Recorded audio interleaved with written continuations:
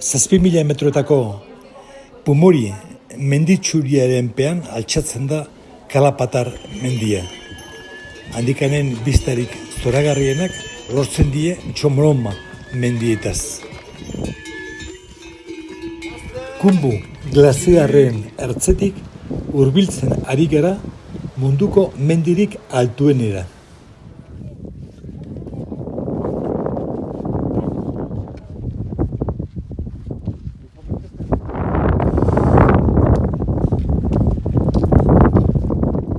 Kalapatar gailurrean 5.000 metrotik gora ahobizi kuadrilla bat. Euskal Herria!